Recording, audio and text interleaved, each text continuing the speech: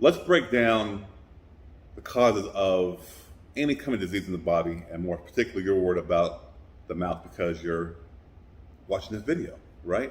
Let's talk about physical stress and how that actually causes the problems. So, if you break your leg, what happens? It hurts. You cut your arm, what happens? It hurts. And you have this inflammation that takes place to heal the body, right?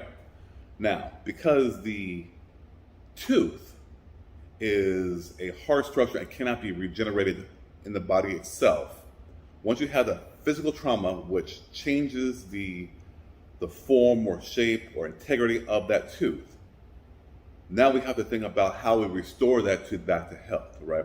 So, physical trauma, any blunt force, it could be a baseball, it could be a fist, a head, a bar. I have had many people from workers' comp claims come in, and they're doing bars, doing whatever they're doing, and the next thing that slips, the bar hits their face, and the teeth chip or crack.